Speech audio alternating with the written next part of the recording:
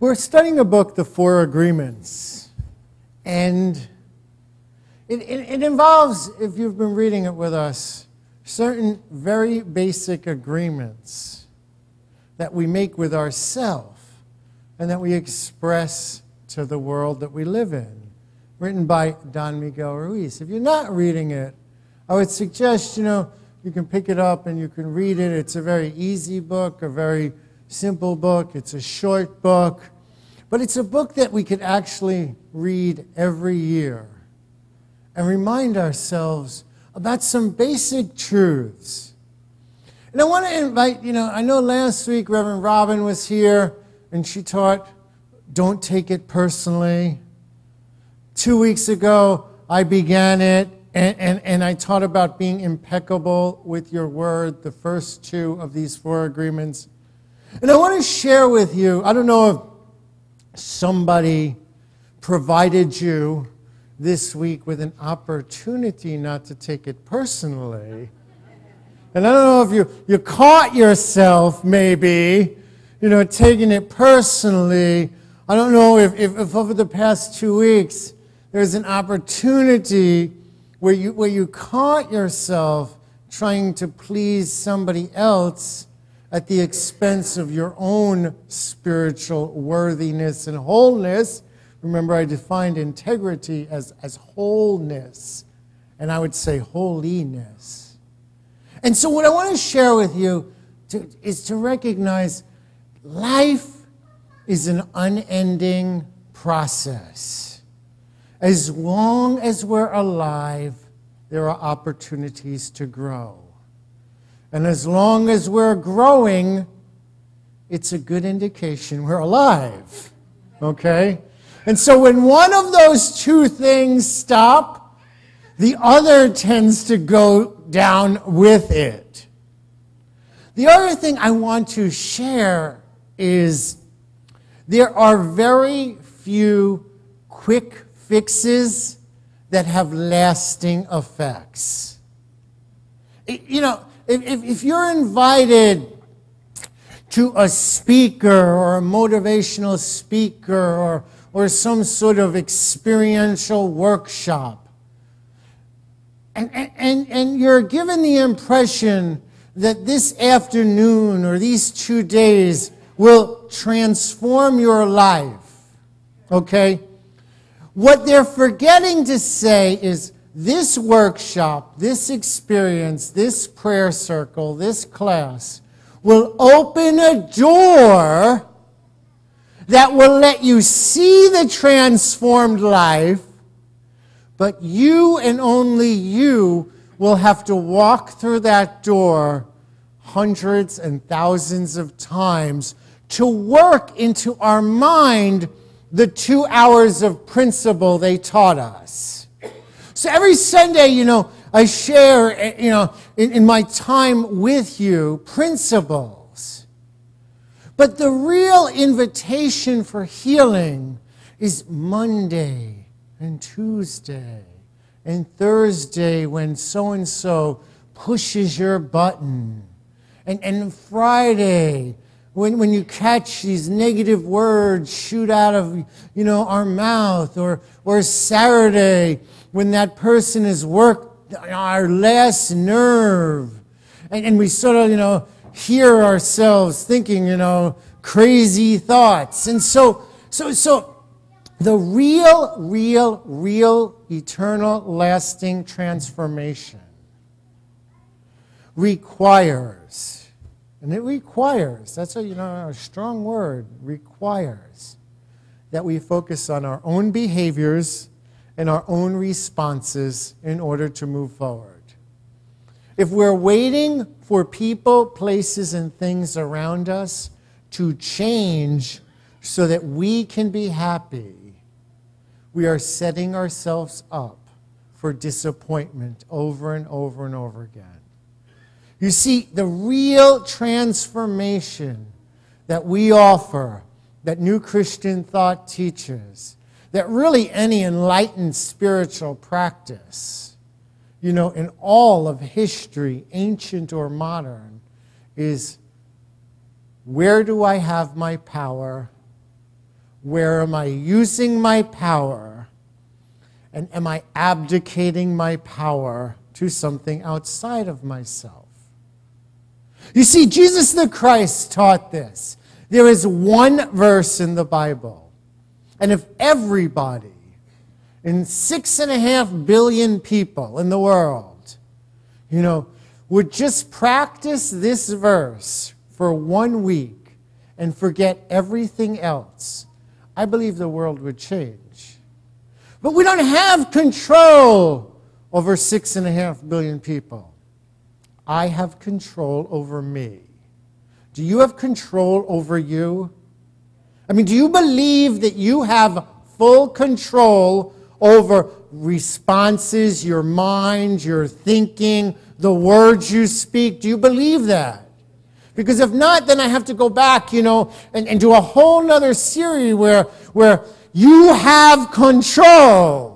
Nobody has control over you unless you give them your remote control and say, you have control over me. No, nobody can force me to speak anything.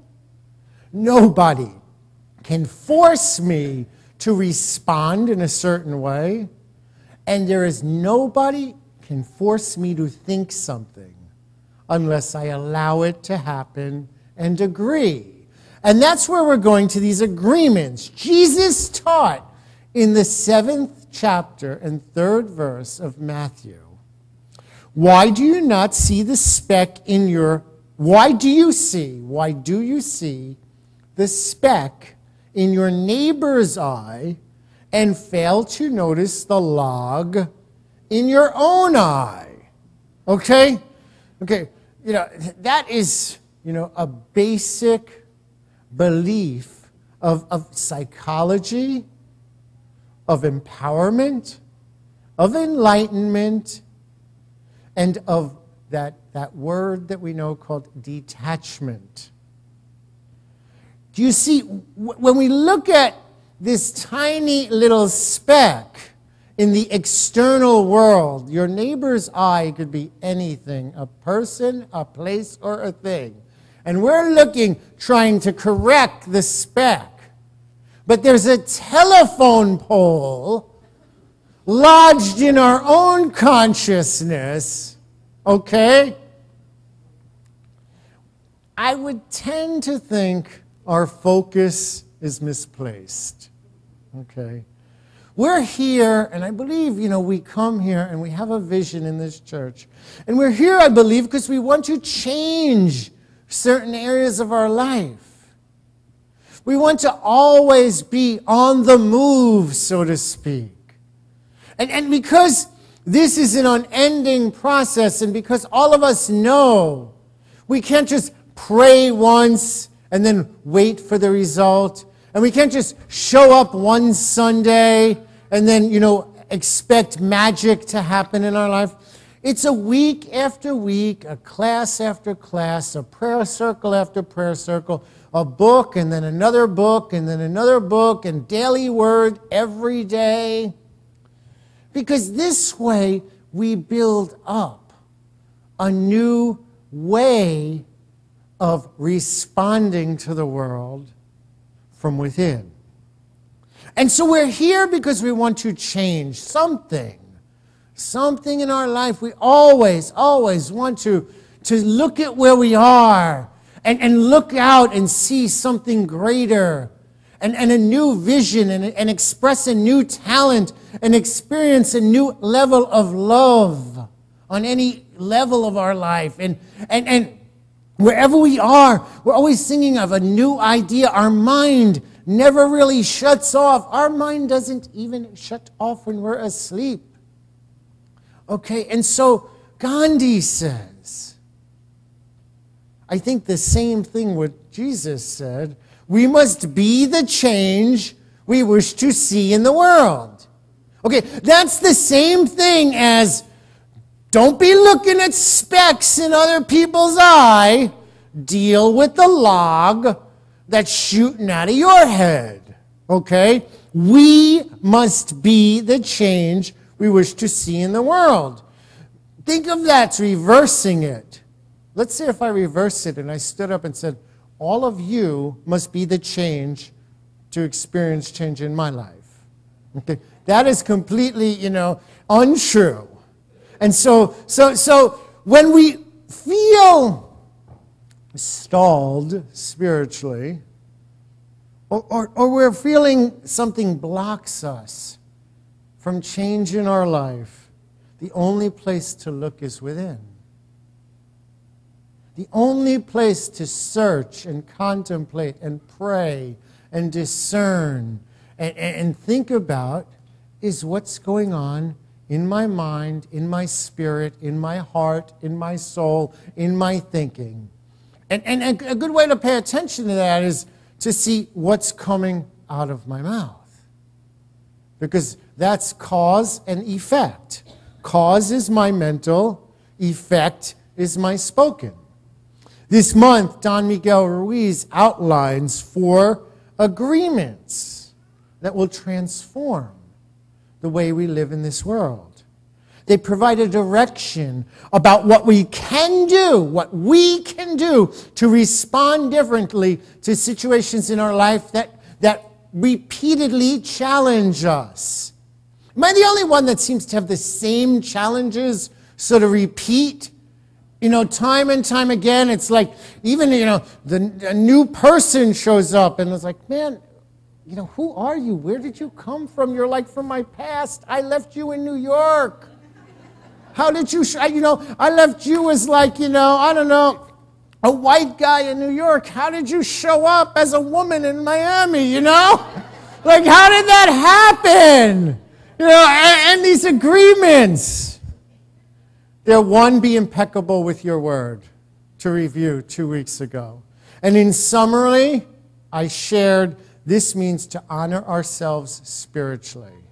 It means to honor the Christ in us, the God in us. And it means we have to let go of any fake persona we may be presenting to please other people. And that's a bad habit. We all want to be. You know why? Because we want to be liked. Don't you want to be liked? I like to be liked. It's nice when people like me. It feels good when people like us. Am I the only one? Or is anybody out there just on a mission to have everybody, detest them? You know what I'm saying? No, we like to be liked. And so, but then that leads to us not being true to ourselves to earn that reward. Remember we talked about domestication and how children are given love when they behave, and love is withheld when they don't behave. And so we go through the same thing in our head. The second is don't take anything personally. Don't take anything personally. And you know why? It's not always about me. And you could say the same thing. Say, it's not always about me. Now look at your neighbor and say, it's not always about you. It's true. None of us like to admit it. None of us like to admit it. But let me tell you that we are not the center of the universe. Okay? All right? All right? The earth revolves around the sun. The sun revolves around the center of the galaxy. The galaxy revolves around, 100 billion other galaxies, and it all somehow, incorporates God. And in all of that, there's no spot where God is not. And so if anything is the center of our awareness, I always pray that it's God that I center my life around. And when something negative happens, we tend to, sometimes, our first thought is to put meaning to that negative experience. We try and figure out why me? Why did this happen? I don't understand. And then here's what we do. We play a mental tape in our head of the experience over and over and over. Now remember, this mental tape is incomplete because it's our perception. And then we tend to try to figure out one of two things depending on our personality type and the situation. We tend to think, where did I go wrong? And then we beat ourselves up. Or we tend to think, look what you did to me, and we beat somebody else up. Metaphysically, of course, all right?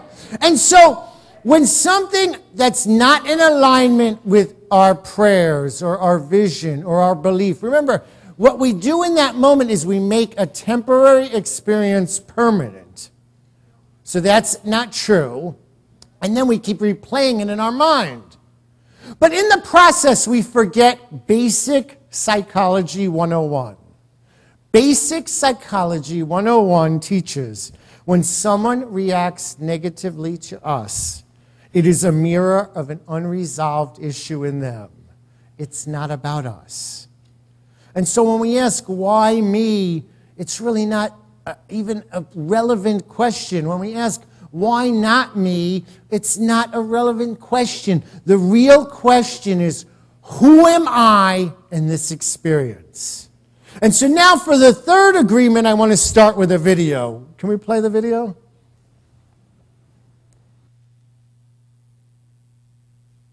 What are you worried about? I've got an air. Mr. Price. Mr. Price. He's a reporter on the Journal. What's he doing here? I called him in. I called in all the press. I want complete coverage. Hello, Madison. Hi, Harry. You getting all this? You bet. It's gonna be a good story. All right.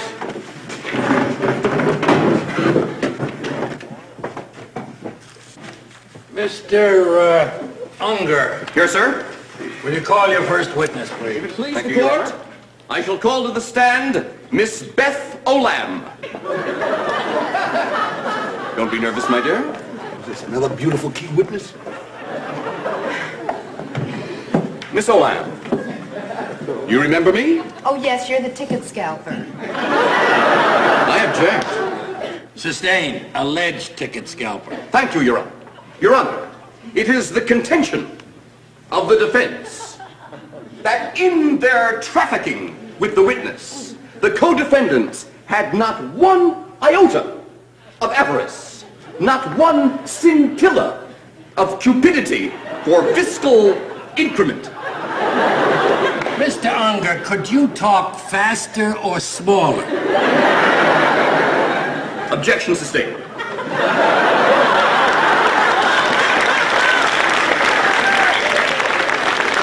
We didn't want to make any money.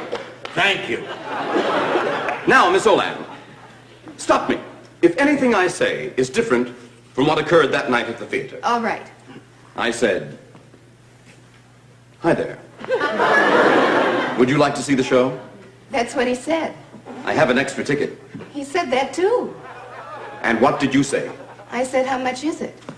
That's what she said. I believe it. Get on with it. You're hearing this. Can I help it? And when I told you how much it was, what did you do? I offered you $15 for it. And did I take it? No, you held out for more. Did I ask you for more money? Well, Ah! Now think hard. Your answer is very important. well, not exactly. You hear? You hear? Not exactly. What do you mean, not exactly? Well, I mean, I just assumed that this man... Did you say you assumed? Yes. Your Honor, may defense counsel use that blackboard? Yes.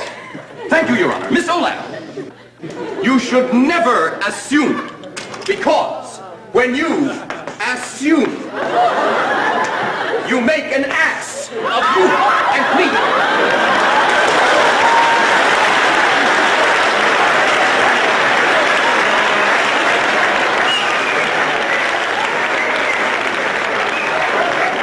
That's very good. Thank you, Your Honor. Thank you, Miss Olam. You may step down. Mr. Prosecutor, your witness. No further questions. Hey, you were great. You want to handle my jaywalking ticket? I hope you'll never forget that. Don't make assumptions, is the third agreement. Don't make assumptions. We live so much of our life in the realm of assumptions. Why should we not make assumptions? Don Miguel Ruiz says in the book, 1, because we're usually wrong, especially when we're making assumptions about other people's feelings. And 2, because when we start making assumptions and it involves a conflict situation, we generally assume the worst. Okay? And so the reason to live based upon what's really going on and not based upon the assumed perception in our mind is because then we act from our mistaken awareness. You see, we act from an assumption, an attitude, a belief about somebody else that's not true. We don't have all the facts, and what we do is we move forward based upon our assumptions, and we usually end up where we did not want to go. Anytime we're looking at the speck in someone else's eye, I want you to know there's an assumption and there's a judgment there. Because we can't see the world through that man or woman's eye. And it's like, this saying, don't tell someone what to do until you've walked a mile in their shoes, right? We know what that means. It's we live from this confidence. Did anybody ever tell you, if I were you, this is what I would do? You know what I say when someone says that? I said, no, because if you were me, you'd do just what I did, because you'd have my life and my mind and my heart and my experiences, and you'd come to the same decision. You're not me. I'm me. Can I be me and you be you? People around me know. They don't come up to me and say, if I were you, this is what I would do. Really? It's very simple, obviously, from the video clip. Don't make assumption. But it's such a habit of our life, we don't even see it. We impose feelings on people, and we've never asked them, is this what you're feeling? Somebody in church, could walk by me and say hello, and I may not hear it. Then a week later, I'll hear, oh, they're mad at you because you looked right at them. And then I'll be like, what? I'll be like, and then I'll try and remember it. I'll be like, oh, that was the moment so-and-so just came and told me her mother was rushed to intensive care at 4 o'clock in the morning, and I just finished praying with so-and-so. So I could actually, just out of respect, make eye contact with you and actually shake your hand, but you don't know where I was 2 minutes ago. Oh, you mean right as I was walking in the service at 10 o'clock and had a meditation and a message, and a second service, a meditation and a message. Oh, you mean that moment was when and we do this to people at work all the time. We absolutely do this, and we don't realize we're doing it. We make an assumption. And then another word for an assumption is a personal misunderstanding. In other words, there's no understanding. We didn't talk to the person about it. And then we take it personally. And then we end up living in this whole big drama for nothing. Okay? Now Don Miguel Ruiz continues. And I want to read this. Don Miguel Ruiz said it, not me. So don't throw pens or, anything at me when you hear this, all right? I don't want to see a chair come flying at me. Don Miguel Ruiz says, all the sadness and drama you have lived with in your life was rooted in making assumptions and taking things personally, period. See, assumptions set us up for suffering. It's a setup. They create misunderstandings. And sometimes the tiniest one blows up, blows up into the hugest soap opera in our life. Assumptions impose blocks and limitations upon our spirit, upon the expression of God in our life. Assumptions and taking things personally causes so much unhappiness, confusion. It blocks healings. It stalls spiritual growth. The power in assumptions comes from the very power in our mind. You see, we're misusing a God-given power when we live from the assumptions in our mind, when we live from these misunderstandings, and we behave and we respond as if our misunderstanding was true. See, every one of us has a God-given ability to imagine. We can look at a situation and close our eyes and imagine opportunities. We can envision possibilities. We can believe in healings. We can transcend obstacles in our mind all the time. We call that prayer. We also call that positive thinking. We also call that reinforcement. There's a lot of words for it.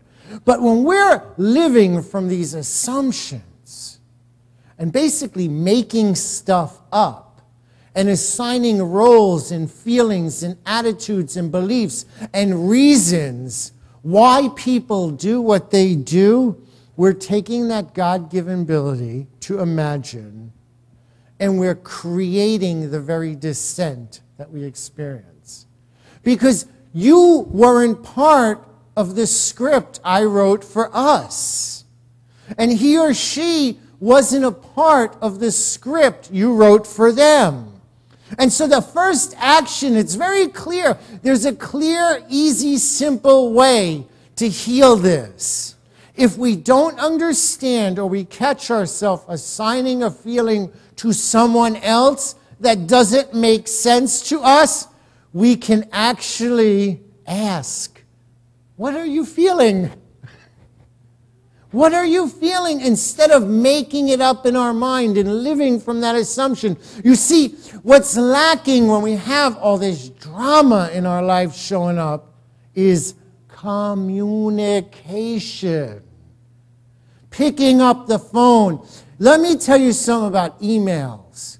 Emails are not communication because you can't see my heart in an email. You can't see my body language in an email. You can't look into my eyes and understand. They're great for long, communicating with our family. They're great, for business. But if you are involved in a conflict with another man or woman on this planet, pick up the phone and call them. I can call my prayer partner in Nigeria with a cell phone now. We can text back and forth. The world has become so small, yet communication has become so disjointed. See, this takes courage because what happens is we have to admit our belief was wrong if we ask the other person, hey, so-and-so, why'd you give me that dirty look the other day? What dirty look? Oh, you mean when I had indigestion? Oh, yesterday I was drinking Pepto-Bismol all day. I didn't give you a dirty look. Oh, my mind was somewhere else, boy. But we will go home and torture ourselves all night over that look someone gave us, and it was from indigestion. See, we need to be actively engaged in asking people and communicating with them. Sometimes it's relatively simple. Hey, what's up? Why'd you look at me that way? Why didn't you look at me? Why'd you talk to me in that tone of voice? How come you didn't talk to me? Well, you ever go to a family wedding and somebody doesn't talk to somebody and then you hear about it for months? Like a family wedding, there were 400 people in the room. We were in the room for 3 hours, okay? It's like we make stuff up. And as the way to heal this is to ask questions and practice it when we catch ourselves. Every time you're looking at that speck in someone else's eye and judging them, you're not looking out. Catch yourself and say, hey, I'm not them. Catch yourself and say, how are you doing? Creating a new life creates new agreements. And when we pray for this stuff, Spirit, the universe, God, gives us ample opportunities to walk this, experience. Every one of us here, I believe we're here because we desire personal expansion in every level in our life. This is what we desire for the church, expansion. So that more people can be healed and transform that old way of thinking. This is our vision. Because it does us no good not to pay it forward. Someone brought us here. Somebody told us about Unity of Hollywood. And we're not supposed to be a little secret club. We're supposed to reach out into the world. That is our mission. And to become a better person requires us to help someone else along the way. This is a natural progression. We call it self-awareness. We call it a spiritual journey. But whatever we do, it's in the week, it's in the relationship, it's in the moment, it's on Tuesday, it's Wednesday at work, it's Thursday at that dinner. That's where we have the opportunity to let God express through us. And it is in those divine appointments, I believe, when we shift from out there to within, that move us closer to God. And that's enough for today. God bless all of you. Amen. Amen. God bless you. Amen. Thank you.